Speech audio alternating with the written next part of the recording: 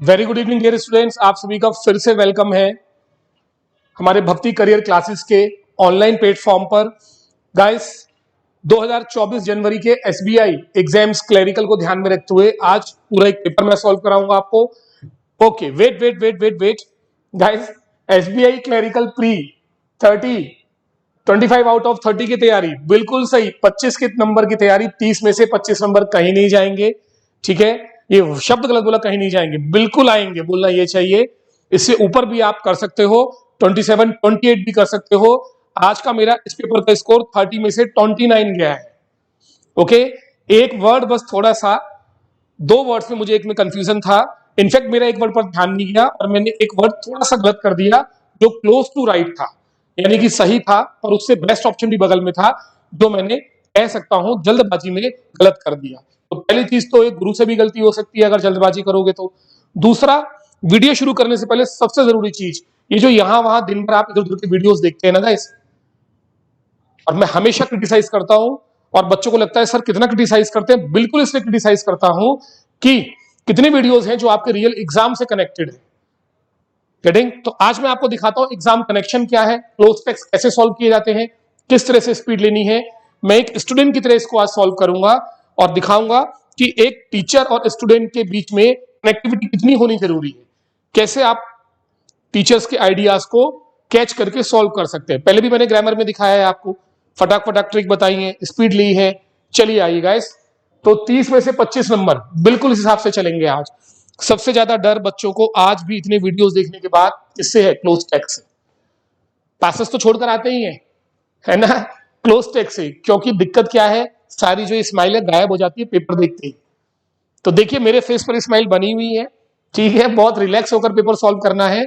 ठीक, speed maintain रखूंगा मैं, जो ट्रिक्स है उनको देखते जाइएगा, कंटिन्यू प्रैक्टिस करोगे तो बनेगा। सबसे पहले हम स्टार्ट कर रहे हैं किधर से गाइस? क्लोज टेक्स्ट से स्टार्ट कर रहा हूं ना, क्यों टेंशन ले रहे हो आप? आइए गाइस, ठीक है।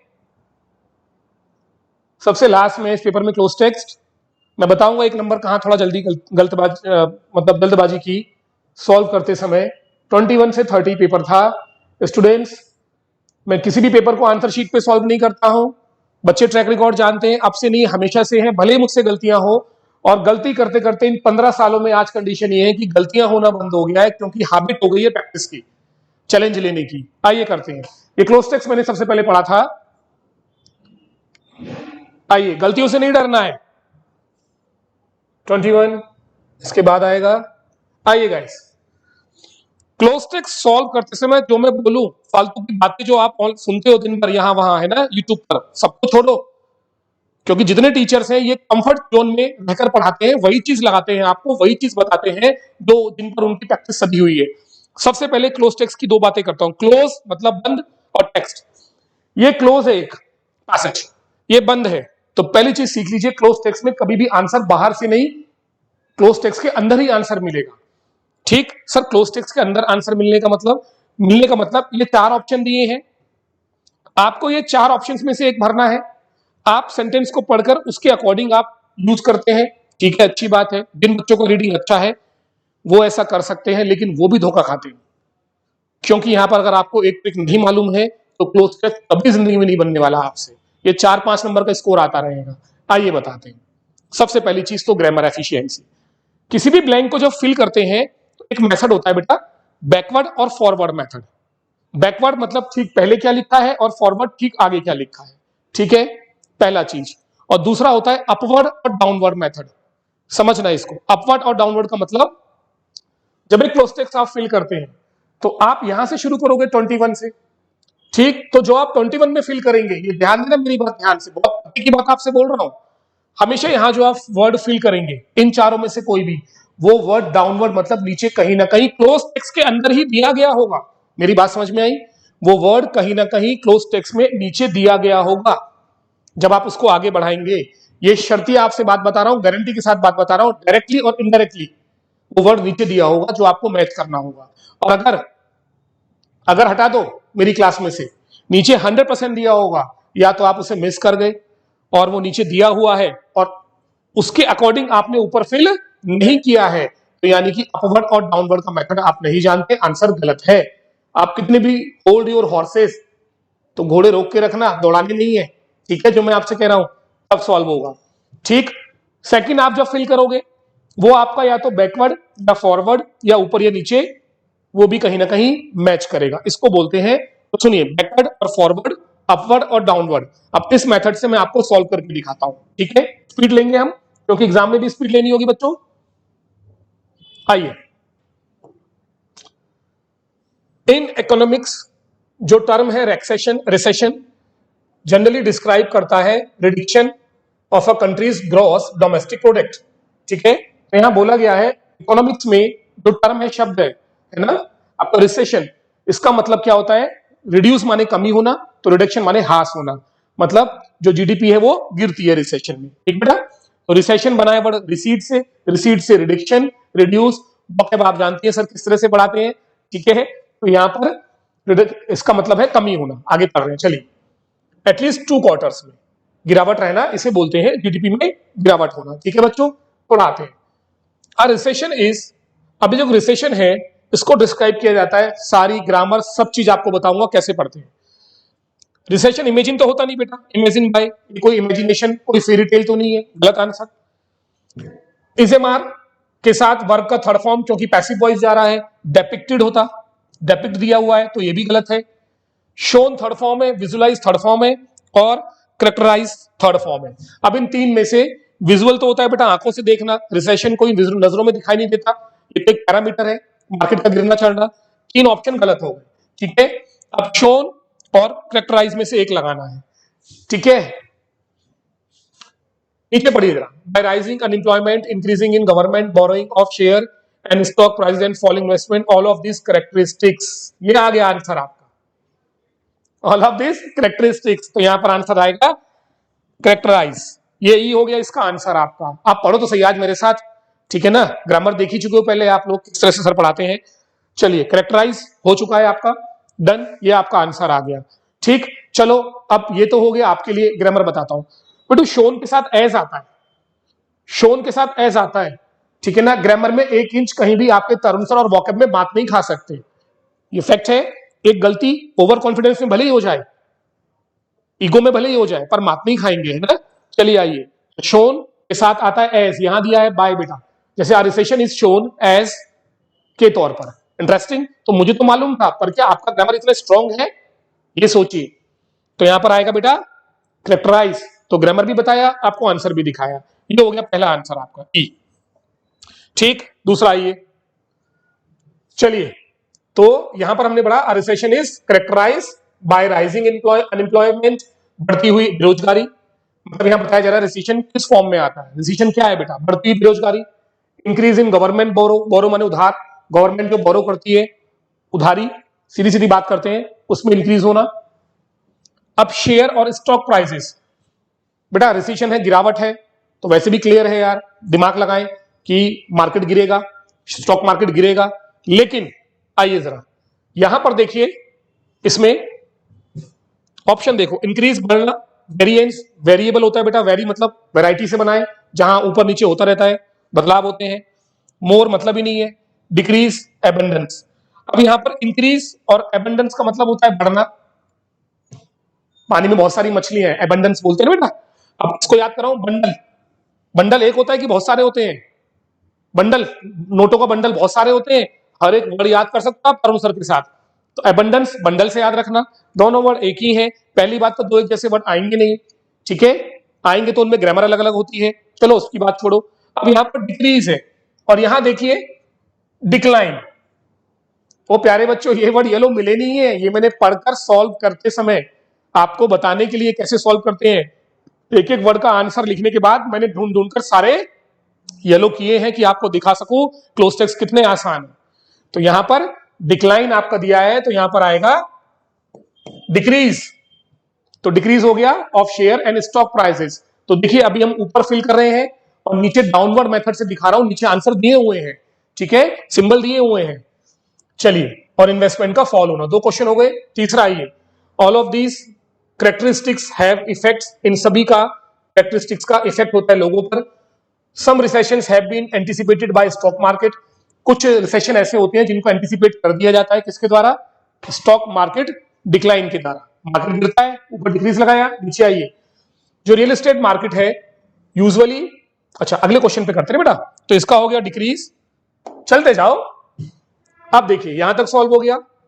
The real estate market also usually before a recession. तो यूजुअली रियल एस्टेट मार्केट है रिसेशन के पहले यूजुअली ये क्या होता है बेटा, गिरेगा कि उठेगा, देख लेते हैं अभी। वीकन कमजोर होना, इनिशिएट शुरुआत करना, अवेकन नींद से जगाना, वेक माने जागना होता है, स्ट्रेंथन मजबूत करना, वोलाटाइल जब वोलाटाइल होता है बेटा तो मार्केट अस्थिर होता है, वोलाटाइल मार्केट है ना। जब वॉयलेंस होता है वो से वॉयलेंस, वो से वोलाटाइल, वॉयलेंस होता है तो मार्केट अस्थिर होता है, वोलाटाइल। चलिए गाइस है ना, चलिए तो एक जो रिसेशन होता है यहां हम आ गए हैं।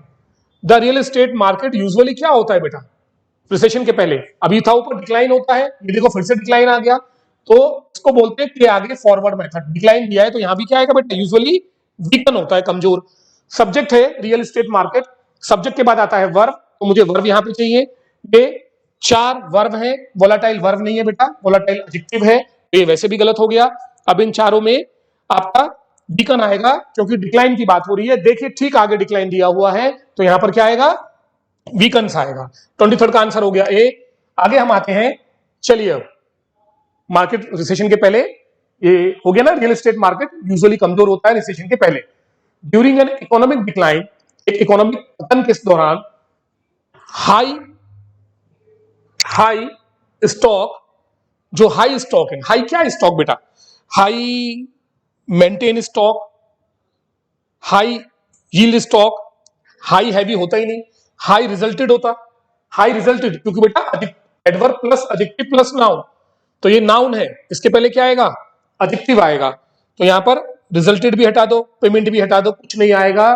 तो मैं ग्रामर नहीं लेता हूं, मैं तो अपनी ट्रिक लेता हूं आपको दिखाने के लिए। चलिए फिर अब यहां पर लिखा है जो स्टॉक हाई क्या, तो बेटा यहां क्या दिखा है देखो, to hold up better, better एक पॉजिटिव वर्ड है, पॉजिटिव है तो यहां पॉजिटिव आएगा। तो इकोनॉमिक डिक्लाइन के दौरान कुछ स्टॉक ऐसे हैं, होल्ड अप मतलब जो बेटर रिटर्न देते हैं, तो रिटर्न का मतलब होता है बेटा पॉजिटिव चाहिए, तो यील्ड माने होता है रिटर्न, शेयर मार्केट का वर्ड है। हाई यील्ड का मतलब, यील्ड मतलब जो आपको बेटर रिटर्न देते हैं, तो बेटा यहाँ पर होल्ड अप बेटर आ रहा है, पॉजिटिव है, तो अब देखो पॉजिटिव आ रहा है। तो यहां पर देखिए मैंने क्या लगाया, बी ऑप्शन लगाया। तो उधर देखिए ऊपर हमने अभी क्या लगाया था, डिक्लाइन था तो हमने नेगेटिव लगाया था, यहाँ डिक्रीज, यहाँ भी डिक्रीज। लेकिन देखिए यहाँ मामला चेंज हुआ क्योंकि आगे दिया है to hold up better, better मतलब कुछ स्टॉक जो हाई यील्ड स्टॉक होते हैं, यानी कि जो हाई रिटर्न देते हैं, यील्ड माने रिटर्न देना। तो ये आंसर आ गया। फिर से देखिए फॉरवर्ड मेथड से मैंने सॉल्व किया, इस क्वेश्चन का आंसर यहां दिया हुआ है, इसका आंसर यहां दिया हुआ था। इंटरेस्टिंग, कनेक्टिंग करना, कनेक्ट करना सीखो। चलो 24 हो गया, अब 25 पे आते हैं। तो high yield stocks such as financial service, pharmaceuticals and tobacco to hold up better, ठीक है। तो ये जो स्टॉक है इन्होंने बेहतर, ये बेहतर परफॉर्म करते हैं। अब यहां वर्ब आएगी बेटा, सब्जेक्ट के बाद क्या आती है वर्ब, 25 में आई है।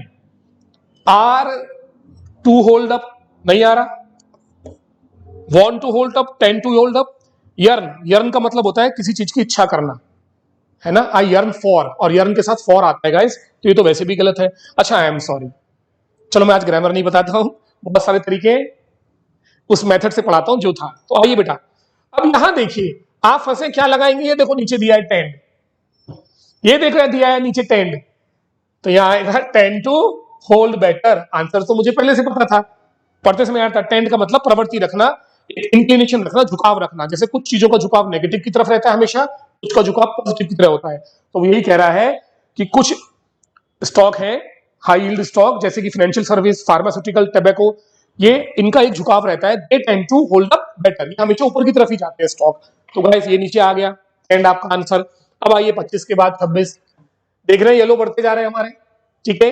Which tend to hold up better, अब थोड़ा शॉर्ट में लेते हैं। अब देखिए recover growth stock tend to recover faster, तो जब इकोनॉमी स्टार्ट होती है रिकवर करना तो ग्रोथ भी रिकवर होती है बेटा।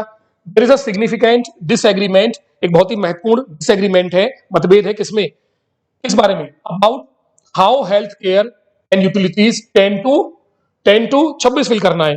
अब बेटा देखो distribute, recover, wait, increase, fight, तो अब वो ये कह रहा है राइटर कि हेल्थ केयर और यूटिलिटीज टेन टू क्या आएगा, पॉजिटिव की नेगेटिव। तो आइए बेटा, हेल्थ का मतलब फार्मास्यूटिकल, दोनों हेल्थ है मतलब मेडिसिन, तो फार्मास्यूटिकल हमने कहां लगाया था, होल्ड अप बेटर के लिए। फार्मास्यूटिकल कैसे कर रहा है, बेहतर परफॉर्म कर रहा है। यहां आएगा मेरे प्यारे बच्चों डी, इंक्रीज होना, गेटिंग द, ठीक है। तो how health care and utilities tend to increase in 2008, ये हो गया डी आंसर। अब इसको बोलते हैं अपवर्ड। अब मैं नीचे आ रहा हूं तो ऊपर से मैच कर रहा हूं फार्मास्यूटिकल से, सेम ट्रिक है। अरे बहुत सालों की ट्रिक है गाइस, ये गाइस गाइस गाइस है ना। चलिए आइए अब, तो 10 टू इंक्रीज आ गया इसका आंसर। आगे आ जाइए बेटा। अब अगला हमारा ब्लैंक है, देखो मैं बीच की लाइन खा गया, नहीं पढ़ रहा, लाइन दिखा रहा हूं। दीज हाई ऑयल प्राइसेस, तो वो यहां कह रहा है जो इकोनॉमिक रिसेशन है, सेवरल इंपोर्टेंट इंडिकेटर, कुछ महत्वपूर्ण इंडिकेटर है जिन पर डिपेंड करता है क्या, इकोनॉमिक का डाउनटर्न, नीचे जाना। कौन कौन से महत्वपूर्ण है, इसमें शामिल है high oil price, high oil price, ठीक है ना। अब देखो हाई ऑयल, ऑयल के नीचे क्या लिखा है यहां, पेट्रोलियम, दोनों एक ही बेटा, ठीक। तो नीचे पढ़ो, led to high food price due to dependence of food production और पेट्रोलियम, मतलब किस पर डिपेंड होना, फूड प्रोडक्शन पर और पेट्रोलियम पर, दोनों पर डिपेंड होना बेटा, दोनों पर डिपेंड होना। तो इसका मतलब यहां पर क्या आएगा, दीज इंक्लूड्स, क्या आएगा बेटा, दीज इंक्लूडेड, ये शामिल करता है। तो बेटा वो क्या कह रहा है, जो सेवरल इंडिकेटर्स हैं डाउन टर्न के, इकोनॉमी डाउन होने के, उसमें शामिल है हाई ऑयल प्राइस, नीचे लिखा हुआ है पेट्रोलियम, पेट्रोलियम मतलब ऑयल प्राइस पेट्रोलियम से कनेक्टेड है, यहां पर इंक्लूड आएगा ना कि सेपरेट आएगा। तो these includes high oil prices, ठीक है गाइस। तो ये हमारा डी आंसर हो गया किसका, 27 का। 28 आइए बच्चों, क्लियर। तो यहां पर 27 के बाद 28 आइए, तो these includes high oil prices which led to 28 which led to high food price, ठीक है। तो ऑयल प्राइस मिलता है, तो बेटा इसका लेड टू मतलब होता है, इसका कॉज कारण बनता है फूड प्राइस हाई हो जाना, due to dependence on food production, food production पर डिपेंड होने की वजह से, और पेट्रोलियम पर डिपेंड होने की वजह से। तो बेटा यहाँ पर इंक्लूड लगाया, क्योंकि दोनों को मिलाया, मिलाने का मतलब इंक्लूड। अब 28 में क्या आएगा बेटा, देखो बेटा फियरफुल तो होता नहीं हाई प्राइस, सिंपल है, डेंजरस नहीं होता, हेल्दी भी नहीं होता, न्यूट्रिशियस भी नहीं होता, ये चारों ही वर्ड मैच नहीं कर रहे बिल्कुल बेवजह। तो ये चीजें led to cause to abnormally high food prices, एक एबनॉर्मल तरीके से प्राइस बढ़ना। तो यहां पर आएगा बेटा एबनॉर्मली, ठीक है, वर्ब के साथ आता है एडवर्ब। तो ये एक ऐसा है जिसके लिए मुझे किसी भी मेथड की जरूरत नहीं है, दिमाग से पढ़ोगे समझ में आ रहा है। कैसा प्राइस बेटा बढ़ता है, abnormally price high food price होते हैं, क्योंकि फूड प्रोडक्शन और पेट्रोलियम दोनों पे डिपेंड होते हैं, ठीक है ना। दोनों पे डिपेंड का मतलब इंक्लूड्स हाई, ठीक है। आज ये 28 हो गया। अब 29 आइए बेटा, पूरा येलो को रखा है, देखो मैंने आपको दिखाने के लिए सारे आंसर्स हैं। तो यहां पर इधर से आ जाइए, एज वेल एज, और साथ ही साथ यूजिंग फूड क्रॉप प्रोडक्ट्स जैसे कि एथेनॉल और बायोडीजल, बेटा ये भी किसके रूप है, पेट्रोलियम के रूप में, पेट्रोल के मतलब ईंधन के, एथेनॉल भी एक ईंधन है, बायोडीजल भी एक ईंधन है। तो बेटा पेट्रोलियम है ना, यहां पर दिया हुआ है, देखिए येलो, तो यहां पर क्या आएगा, they are an element to, तो होगा नहीं, इंटीग्रल पार्ट तो होगा नहीं, दे आर या तो अल्टरनेटिव होगा या सब्स्टिट्यूट होगा बेटा, ठीक है ना। तो यहां पर अल्टरनेटिव टू आएगा, सर सब्स्टिट्यूट क्यों नहीं होगा, क्योंकि बेटा उनका एक क्या है, ये अल्टरनेट विकल्प है, वैसे भी सब्स्टिट्यूट के साथ फॉर आता है, यहाँ टू दिया हुआ है, ठीक है ना। There are at alternative to petroleum, यानी कि व्यक्ति अगर पेट्रोलियम यूज नहीं कर रहा है तो के रूप में क्या कर रहा है, बायोडीजल या एथेनॉल कर रहा है, तो ये आ गया आपका अल्टरनेटिव टू पेट्रोलियम, इसी के पार्ट है बेटा। तो देखो इस पेट्रोलियम से हमने क्या ले लिया, अल्टरनेटिव ले लिया, ठीक। और लास्ट क्वेश्चन आपका आ गया बेटा, सबसे लास्ट आ गया गाइस। अब यहां देख लो, ये हो गया as an alternative to petroleum, और जो ग्लोबल इन्फ्लेशन है सब्सटेंशियल, सर सब्सटेंशियल क्यों कर रखा है ये लो, क्योंकि यहां देखिए क्या कह रहा है वो बच्चों, सीधे आइए, credit crisis investment banks as well as commercial banks. अब यहां हमें चारों में से एक भरना है, ध्यान से देखिए, इन चार में से एक फिल करना है। तो यहां पर wealthy commercial banks, costly commercial bank, stand commercial bank होता ही नहीं। तो यहां पर देखिए बेटा सब्सटेंशियल माने होता है इंपोर्टेंट, बहुत ही महत्वपूर्ण हिस्सा सब्सटेंशियल, और एक होता है एस्टैब्लिश, इसका सिनोनिम मैंने कहा ना, या तो डायरेक्ट दिया होगा, सारे क्वेश्चंस में डायरेक्ट दिए थे आंसर, यहां पर इनडायरेक्ट दिया था बेटर, जिससे हमने इंक्रीज लगाया, यहां पर इनडायरेक्ट दिया था सब्सटेंशियल मतलब बहुत ही इंपोर्टेंट पार्ट, एक एस्टैब्लिश पार्ट, तो यहां आएगा एस्टैब्लिश। तो नीचे का आंसर एस्टैब्लिश मैंने सब्सटेंशियल से लिया, इधर मैंने अल्टरनेट किससे लिया, पेट्रोलियम से लिया, इधर मैंने ऊपर जब पढ़ाया तो यहाँ पे इंक्लूड किससे लिया, पेट्रोलियम इंक्लूड हो रहा है, यहाँ दिया है दोनों को तो इंक्लूड लिखा मैंने, यानी कि ऑयल प्राइस इंक्लूड हो रहे हैं। इस तरह से मैंने पूरा प्रोसेस सॉल्व कर दिया।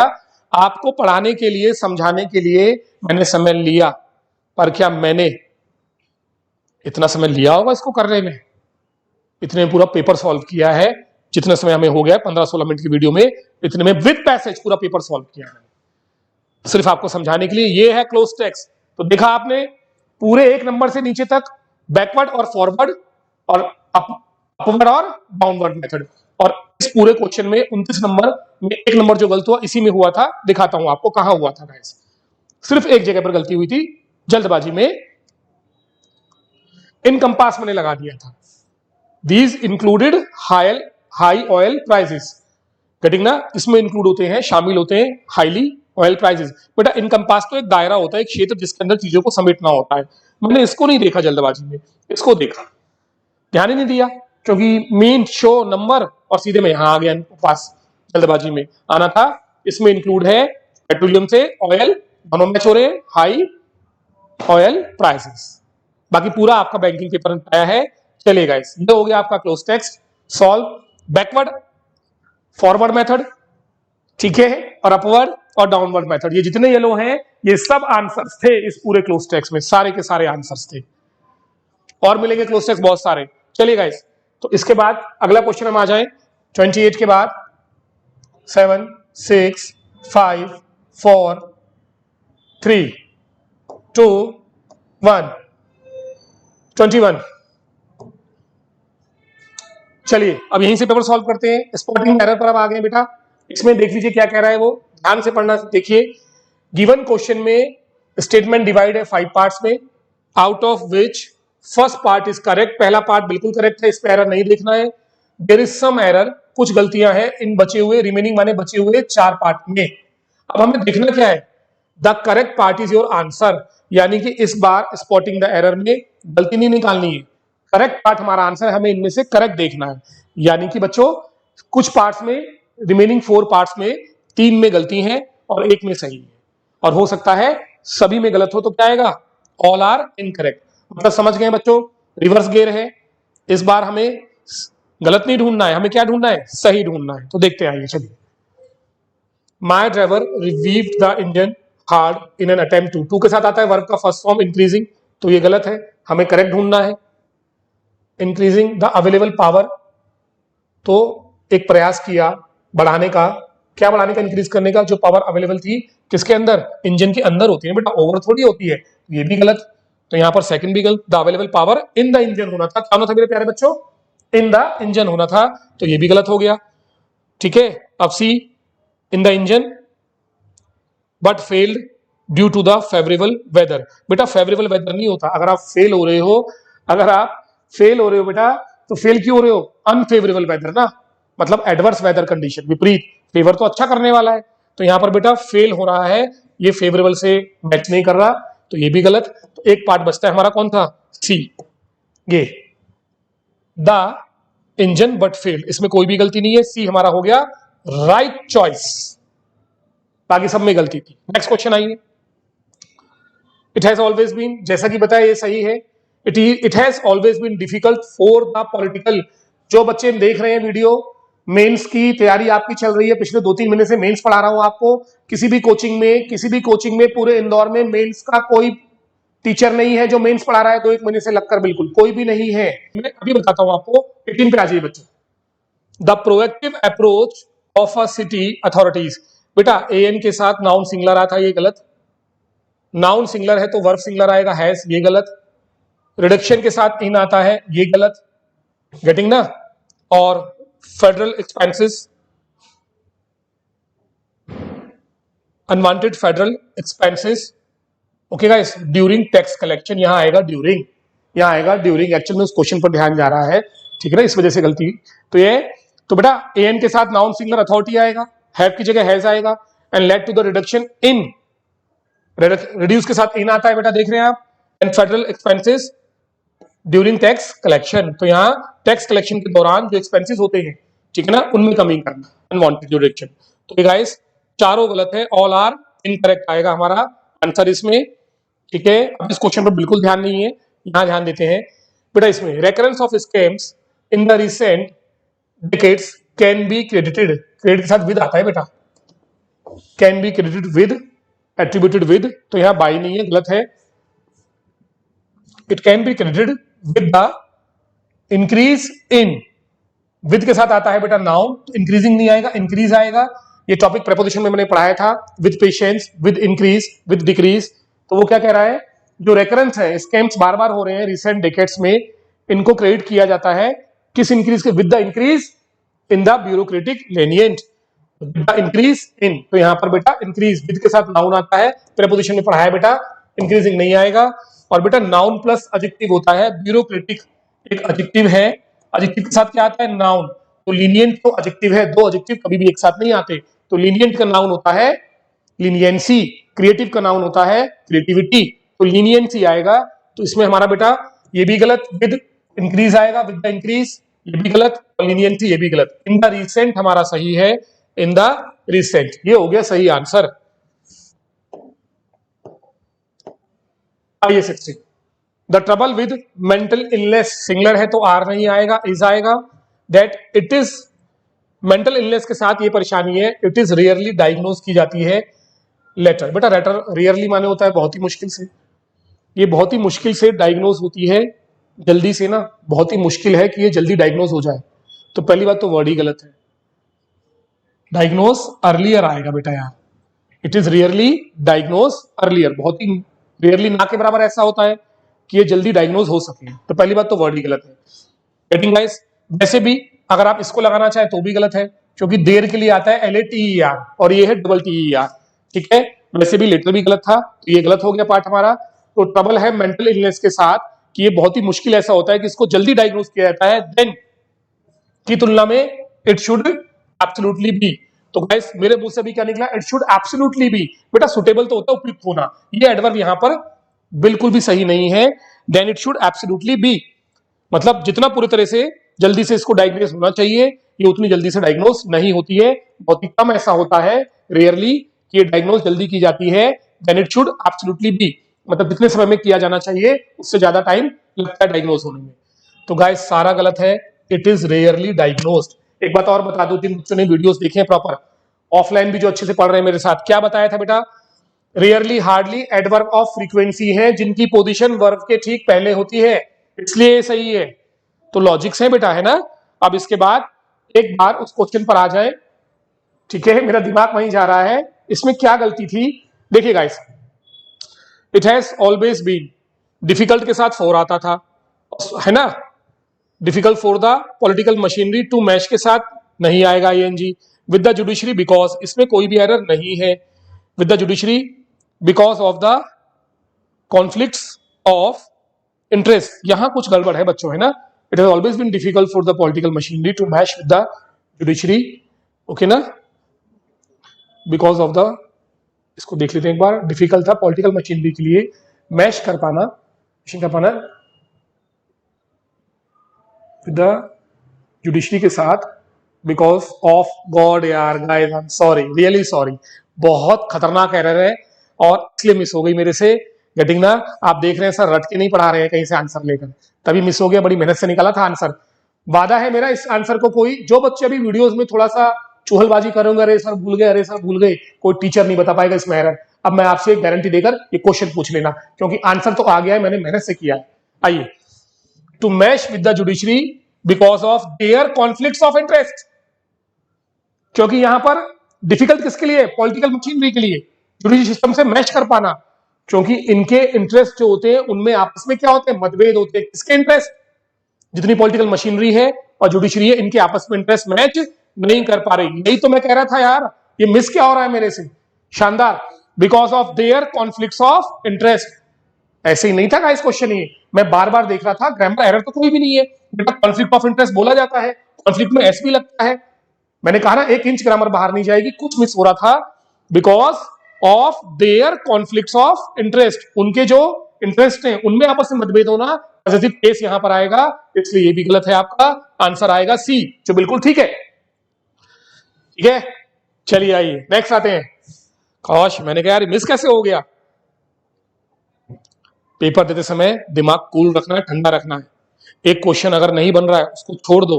एक बार ऐसा लगता है ना ये क्वेश्चन मेरा पढ़ा हुआ है, किया है किया है किया है, क्यों नहीं बन रहा है, उसको वहीं छोड़ दो, आगे बढ़ो। है ना ये ट्रिक, दादी नानी की कहानी है, किससे बता नहीं बता रहा हूं, है ना। ये एक क्वेश्चन को तुरंत छोड़ दिया करो, टीचर भी इंसान है, और 2 मिनट के बाद वो उसको नए सिरे से देखोगे, दिमाग फ्रेश होगा, सॉल्व होगा। अरे किया था सॉल्व यार, ऐसे कैसे नहीं होगा। अच्छा बच्चों 11 से 15 भाई इसमें क्या करना है, ईडीएम्स हैं, ठीक है। और मजे की बात, अभी 2 दिन पहले ही हमारी ऑफलाइन क्लास में ईडीएम्स पढ़ाए जा रहे हैं, फ्रेजल वर्ब। और मैंने कहा भी था अभी किसी भी बैंकिंग कोचिंग सेंटर में फ्रेजल वर्ब नहीं पढ़ाए जाते अच्छे से, क्योंकि फ्रेजल वर्ब पढ़ने के लिए जिगर चाहिए, दिल चाहिए शानदार वाला। और क्या चाहिए बेटा, एक्यूरेसी चाहिए। 4000 फ्रेजल वर्ब है, मैं मात्र 200-300 लिखाता हूं, पेपर में आती है। गाइस बेटा एक बेल आउट पैकेज होता है, बेल आउट पैकेज, न्यूज देखा करो, न्यूज चैनल इंग्लिश न्यूज देखा करो। जब बेल आउट पैकेज निकलता है गरीबों के लिए, सरकार निकालती है बेल आउट, मुश्किल से बाहर निकालना, आउट, बेल मिलती है, बेल मिलती है, जमानत, तो छुटकारा मिलता है ना, सहायता मिलती है ना, बेल मिलती है तो, ठीक है। मैंने कहा ना वॉकअप में तो आप करूं सर को कोई ये नहीं, अब sorry I am not saying कि पछाड़ नहीं सकता, ये नहीं, सब पीछे अपनी जगह अच्छे हैं, लेकिन मैं अपने बारे में बोल रहा हूं। वॉकअप में तो आप कोई भी वर्ड बोलो तुरंत कनेक्ट होकर आपको मिलेगा।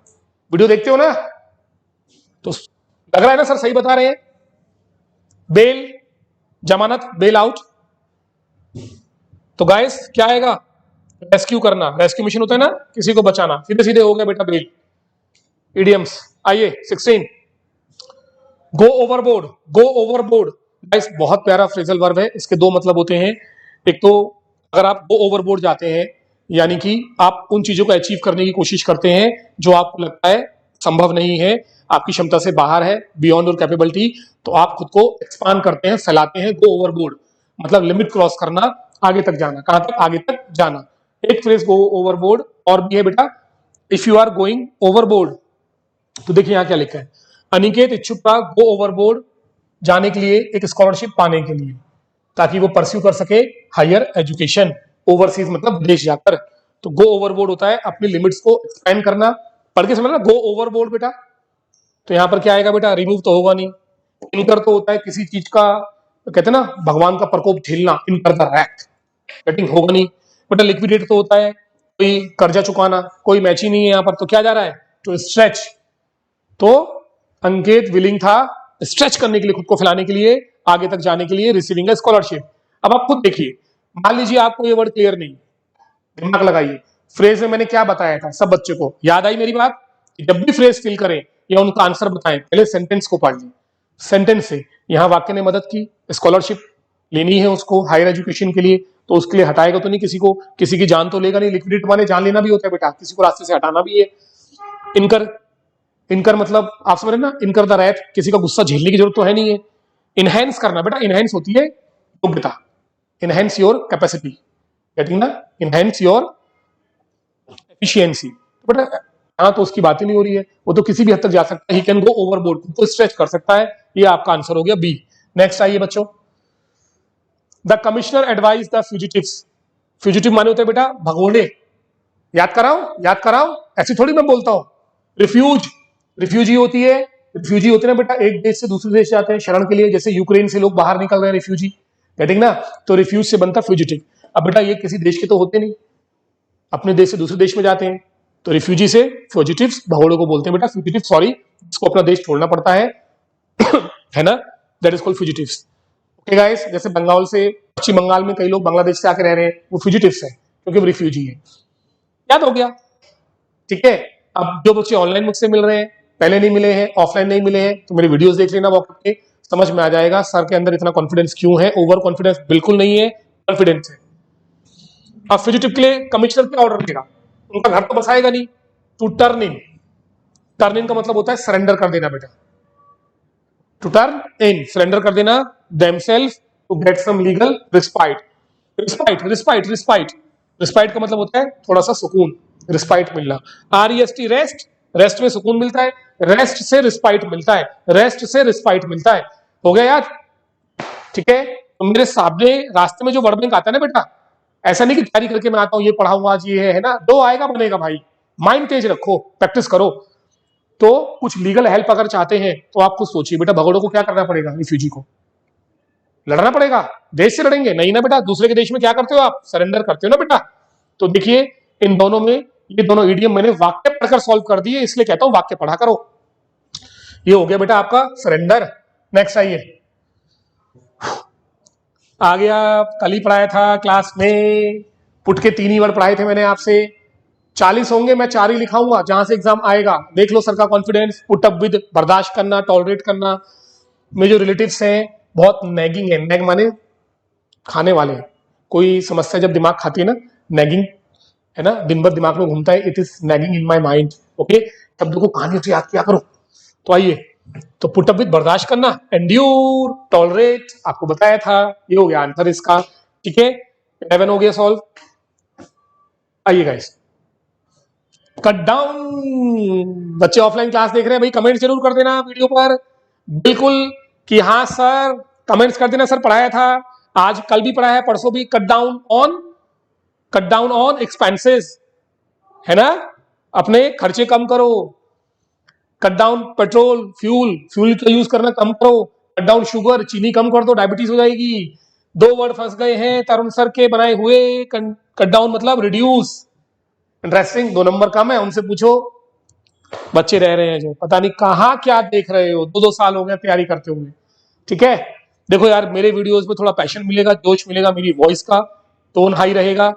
एग्जैजरेट नहीं है, बोस्टिंग नहीं है, इनके पीछे 16 साल की मेहनत है। आज एक टीचर 6 साल भी लिखता है तो एग्जैजरेट बताता है मैंने 6 साल पढ़ाया है। It's been 15 year right non English field that makes sound voice. ठीक है, मेरे ग्रामर के वीडियोस वॉकअप देखोगे तो समझ में आएगा, हाँ सर कनेक्शन है। ठीक है, तो थोड़ा बहुत तो बनता है ना यार बोलना। चलो इधर आओ, पुट अप विद का मतलब एंड्यूर करना। ठीक है, कैसे रिलेटिव, नैगिंग, परेशान करने वाले, उनको झेल रहे हैं ना, एंड्यूर कर रहे हैं। अच्छा सुनो ना, अरे रुको रुको रुको, सर ये वाला वर्ड याद कराओ ना, कराते हैं ना। एक वर्ड है पुटअप। पुटअप का मतलब होता है रहना। लैंग्वेज कुछ सीखते हो नहीं। Where do you put up? I put up at Shanti Nagar in Indore. ठीक है, तो पुटअप होता है रहना। अब रहना विद मनी के साथ रहना, सर झेल रहा हूं।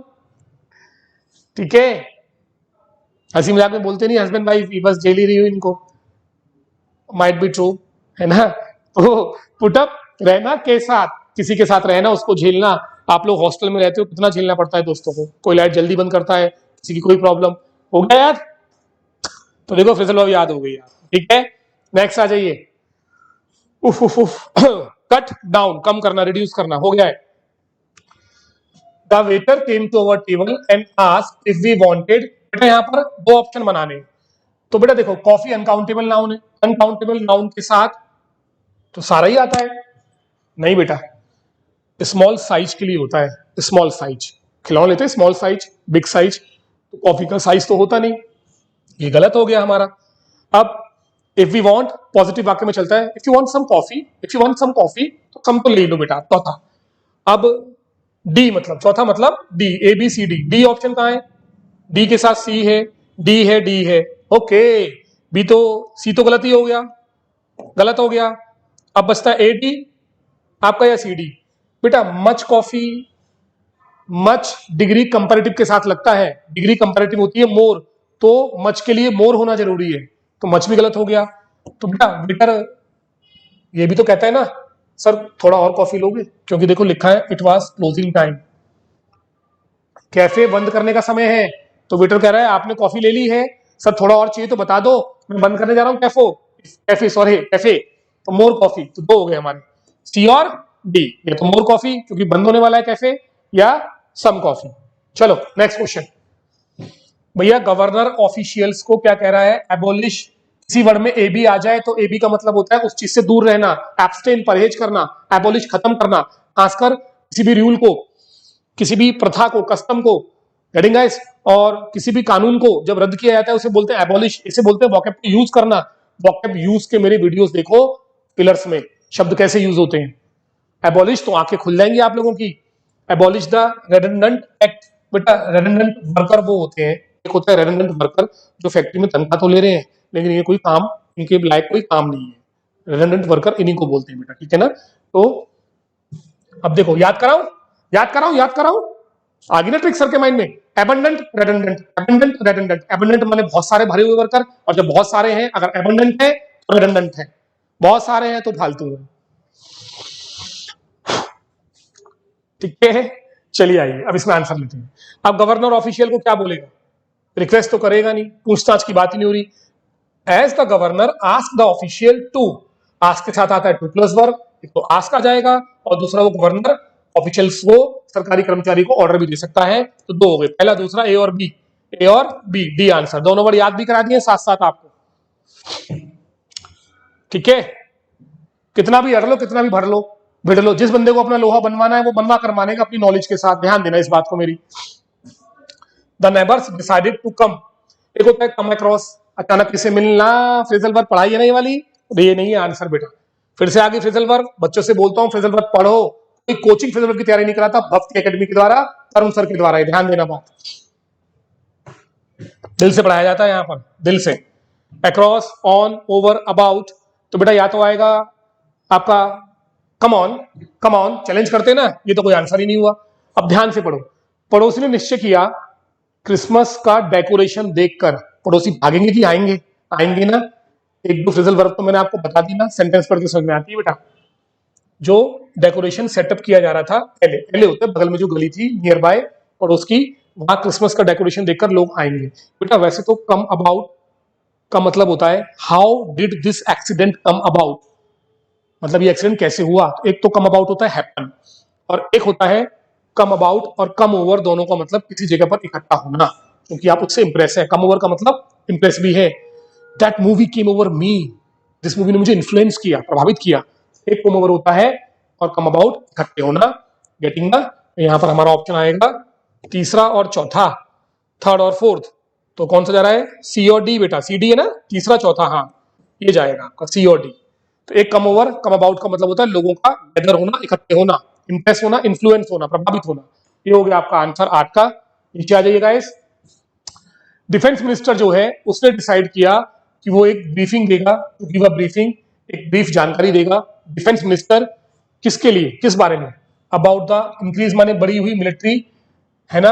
अब मिलिट्री की बढ़ती हुई एक तो रिक्वायरमेंट्स होती है बेटा, एजम्पशंस तो धारणाएं होती है, एज्यूम होता है ना, एज्यूम करना, रिज्यूम करना, एज्यूम का नाउन होता है एजम्पशन, धारणा। धारणाएं होती है बेटा अपने अपनी वी कैन से कल्चर को लेकर, ट्रेडिशंस को लेकर, कई तरह की बातें होती हैं धर्म को लेकर। तो ये तो आएगा नहीं बेटा, एजम्पशंस तो धारणाएं। अब आगे पढ़ो। In the contemporary times, contemporary जो समकालीन, आज का जो समय चल रहा है, तो बेटा डिफेंस में रक्षा बजट लोग बढ़ा रहे हैं ना, बढ़ा रहे हैं ना। अमेरिका का रक्षा बजट बहुत ज्यादा है, डिफेंस में भी पैसा खर्च करता है, चाइना भी करता है, इंडिया भी कर रहा है, इजराइल भी कर रहा है। तो पहली बात तो आएगी रिक्वायरमेंट्स। एक बार क्लियर कर लिया करो। तो डिफेंस मिनिस्टर ने डिसाइड किया वो एक ब्रीफिंग मतलब पूरी जानकारी देगा सरकार को बढ़ी हुई मिलिट्री रिक्वायरमेंट्स के बारे में। अब बेटा ए तो क्लियर है, पहला ए। अब देखो ना, ये दो तो हट गए, इन तीनों में ए दिया है, ए के साथ डी दिया है, मैच करो। ए के साथ डी मतलब चौथा, एजम्पशन, एजम्पशन नहीं है हमारा, तो ये गलत हो गया। ए के साथ बी दिया है, थ्रेट, हाँ मिलिट्री थ्रेट तो है ना बेटा। लोग अगर मिलिट्री में एडवांसमेंट कर रहे हैं, रक्षा बजट बढ़ा रहे हैं, अगर चाइना बढ़ा रहा है रक्षा बजट, तो बेटा इंडिया को खतरा है कि नहीं है? सही बात, थ्रेट है ना। और असिस्टेंस, ए के साथ सी भी देख लो, ऐसे मैच कर लो। मिलिट्री असिस्टेंस, बढ़ा हुआ मिलिट्री असिस्टेंस, कोई भी देश किसी की मिलिट्री किसी को असिस्ट नहीं करती बेटा, रेस्क्यू जरूर करती है। ये भी आंसर गलत है, हमारा हो गया ए के साथ बी, इंक्रीज मिलिट्री थ्रेट्स। ये हो गया हमारा सॉल्व। नेक्स्ट क्वेश्चन, और इधर आ जाइए आप 6 to 10। बैंक ऑफिशियल जो है वो पाए गए गिल्टी ऑफ, तो गिल्टी देखो यहां दिया हुआ है। अब बी है, ये सेकंड है ना, बी ऑप्शन। बी के साथ सी है एक, और ए के साथ बी है, बाकी कहीं भी बी नहीं है, गलत है। ए भी देख लेते हो बेटा। Find receptive of taking bribe, या find probable of taking bribe. बेटा प्रोबेबल माने होता है क्या? संभावित, संभावनाएं हो सकता है, पूरे चांस है। अच्छा एक बात आप जानते हो, प्रोबेबिलिटी और पॉसिबिलिटी में फर्क क्या है? बहुत बड़ा फर्क है बेटा। अगर आपने बोला पॉसिबल है कि अमित का सिलेक्शन हो जाएगा, तो आप जानते हो आप क्या करें? ना के बराबर होगा। कभी किसी टीचर ने बताई है बातें? नहीं ना। पॉसिबल होता है कम संभावना, और प्रोबेबिलिटी होती है ज्यादा संभावना। They are fine probable of taking bribe, उनका नाम उन संभावितों में है जिन्होंने रिश्वत ली है। तो प्रोबेबल से मतलब ये हो गया आपका आंसर बेटा बी के साथ सी, बी लिया था ना बेटा, हाँ बी के साथ सी, ये आंसर हो गया आपका बेटा। ए और बी नहीं जाएगा बेटा। रिसेप्टिव तो बंदा वो होता है बेटा, रिसिप्ट बनती है, रिसिप्ट, फीस की रिसिप्ट लेते हो ना, रिसिप्ट लेते हो ना, रिसेप्टिव लेने वाला। रिसेप्टिव होता है बहुत जीनियल, बहुत सीधा इंसान, काइंड ऑफ फाइंड रिसेप्टिव, ये नहीं हो सकता है ना। रिसेप्टिव क्या होता है, जो तुरंत बात मान जाता है, लीनियंट, बहुत शरीफ होता है। एक रिसेप्टिव होता है इजी गोइंग, बहुत ही एमिनेबल, है ना, सबकी बात मानने वाला। इसका यहाँ मतलब ही नहीं है। ओके गाइस, तो या तो संभावित पाए गए या गिल्टी पाए गए, तो दोषी पाए गए हैं या संभावित है, इनमें से किसी ने ली है। ये आंसर हो गया आपका नंबर। अच्छा ये बेटा पैसेज आ गया। पैसेज की शानदार ट्रिक है, ठीक है, लेकिन इस पैसेज में बहुत लंबा हो जाएगा वीडियो हमारा। ये पैसेज बिल्कुल कराऊंगा आपको सेकंड वीडियो में, बिल्कुल देखिएगा। ये सारे पैसेज कैसे पढ़ने हैं जो आप छोड़ छोड़ कर आते हो, क्लोज टेक्स्ट भी तो गलत करके आते हो, ठीक ना, कम खा के दम भरते हो कोचिंग से बैठे बैठे। अपने से बड़ा किसी को मानना नहीं, किसी टीचर से सीखना नहीं, गेटिंग। कोई टीचर अगर बेटा थोड़ा सा अच्छा पढ़ाएगा तो एटीट्यूड रखेगा, यहां तो कोचिंग में डायरेक्टर का एटीट्यूड है, गेटिंग ना। तो टीचर जो रोज पढ़ रहा है, एक टीचर को अपना एटीट्यूड और अपना एक स्वाभिमान, सेल्फ रिस्पेक्ट, ये बनाकर चलना चाहिए। With due respect all the directors, clear guys. और अच्छे टीचरों से वीडियोस देखिए, आगे बढ़िए। शहर से मतलब नहीं है, सिलेक्शन से मतलब है। मेरी बात समझ रहे हो गाइस। कोई भी बंदा अगर आपको अच्छा पढ़ा रहा है, उन टीचर से जुड़ जाइए, कंटेंट देखिए वो पढ़ा क्या रहे हैं, वॉकअप पढ़ा रहे हैं तो किस स्पीड से पढ़ा रहे हैं, हर वॉकअप करा पा रहे हैं, अब वो वॉकअप पढ़ा रहे हैं जो एग्जाम में आ रहे हैं, हर चीज मायने रखती है। ठीक गाइस, आई होप आज का वीडियो आपने देखा होगा। तो क्लोज टेक्स्ट के बारे में एक बात और बता दूं, और पैसेज के बारे में, सब बच्चों को बेटा सबसे जरूरी है रियल प्रैक्टिस करना। एक दिन में मुझे भी नहीं आ गया, एक दिन में किसी टीचर को नहीं आया, या तो कुछ टीचर कंफर्ट जोन में पढ़ा रहे हैं आपको, वही वही चीज रिपीट करा रहे हैं जो उनसे बनती है। और अगर एक टीचर डिस्कंफर्ट जोन में है तो उसकी वीडियोस में आपको सारे लेक्चर्स मिलेंगे, ठीक है। हमारे ग्रामर वीडियोस देखिएगा, यहाँ पर मैंने कॉन्सेप्ट मेथड से इंग्लिश पढ़ाई है, रियल कॉन्सेप्ट क्या है, ठीक है ना। और पैसेज में ये जो येलो किया है ना बेटा, इसको पढ़ने के बाद क्वेश्चंस की एक ऐसी ट्रिक बताऊंगा पैसेज सॉल्व करने की, बिल्कुल काम करेगी। 5 में से 2-3 नंबर तो कहीं नहीं गए पैसेज में, बल्ले बल्ले, इतने में तो ग्रामर वॉकैब है ही आपका शानदार। हमारे साथ करते हैं भाई, ये पैसेज मैं आपको बाद में कराता हूं, ठीक है ना, ठीक है, अच्छे से समझाऊंगा पैसेज। सेकंड इसका हम बनाएंगे, पैसेज का वीडियो इसी का बनाएंगे, और ठीक वैसे ही जैसे मैंने बात की, क्या सिर्फ क्वेश्चंस और पैसेज। आपको वॉकैब का प्रॉब्लम है ना पैसेज में, तो दिखाऊंगा बिना वॉकैब करे भी आप पैसेज कैसे सॉल्व कर सकते हो। पर टफ है यार, सालों की प्रैक्टिस है, देखते हैं आप कितना कर पाओगे। ठीक है गाइस, चलिए मिलते हैं नेक्स्ट वीडियो के साथ। ये पैसेज आपको लेकर आऊंगा नेक्स्ट वीडियो में मंडे के दिन, ठीक है।